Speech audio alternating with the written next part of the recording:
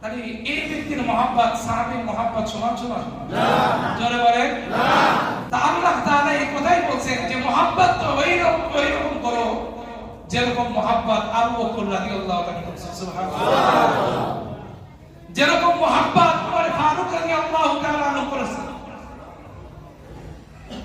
এক সাহাবী এইভাবে চিন্তিত অবস্থায় রয়েছে, অনেক চিন্তিত, চেহারা বিবর্ণ হয়ে গেছে। ওই মুহূর্তে আল্লাহ রাসূল তার দিকে তাকাইছেন, তাকানোর পর সাহাবা রাদিয়াল্লাহু তাআলা আল্লাহ রাসূল বলেন, তোমার চেহারা এই অবস্থা কেন? ইয়া রাসূলুল্লাহ, পেরেশানির মধ্যে আছে। কি পেরেশান? ইয়া রাসূলুল্লাহ, ইয়া হাবিবাল্লাহ, দুনিয়ার জীবনে এক মুহূর্তে আপনাকে না দেখলে মনের মধ্যে অস্থিরতা শুরু হয়ে যায়। যখনই পেরেশানি দৌড় দিয়ে আপনার চেহারা দেখলেন, সব পেরেশানি, খুদার কথা ভুলে যায়, স্ত্রীর কথা ভুলে যায়, পৃথিবীর সব কিছু ভুলে যায় আপনার চেহারা দেখার সাথে সাথে। সুবহানাল্লাহ। তা দুনিয়াতে তো আপনার কাছে থাকতে পারছি, কিয়ামতের ময়দানে আমরা তো সাধারণ মানুষ, আপনি তো পয়গম্বরদের খাতার থাকবে ভিন্ন, আমরা তো সাধারণ পাবলিকের মধ্যে থেকে যাব। কিয়ামতের ময়দানে আপনার চেহারা না দেখলে কি অবস্থা হবে?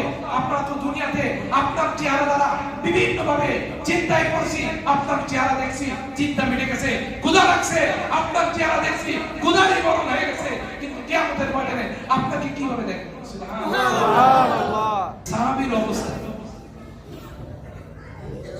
এক পর্যায়ে রাসূলুল্লাহ সাল্লাল্লাহু আলাইহি ওয়াসাল্লাম বলেন, ওয়া মান ইউতি'িল্লাহ ওয়া রাসূল ফাউলাইকা মা'আল্লাযীনা আন'আমা আল্লাহু আলাইহিম মিনান নাবিয়্যিন ওয়াস সিদ্দীকিন ওয়াশ শুহাদা'i ওয়াস সালিহিন ওয়া হাসুনা উলাইকা রাফিকা।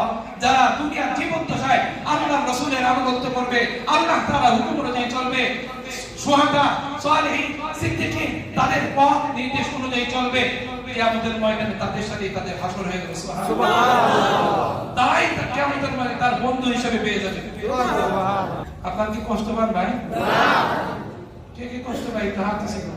কেউ কষ্ট পান না? আলহামদুলিল্লাহ। আল্লাহ তাআলা আমাদের হৃদয়ের মধ্যে আল্লাহ তাআলার রাসূলের যে সাহাবীদের যে মহব্বত রাসূলের সাথে ছিল, আমাদেরকেও রাসূলের মহব্বত আমাদের মধ্যে ঢুকায়। আমিন। আমিন। আরেকটু জোরে বলেন আমিন।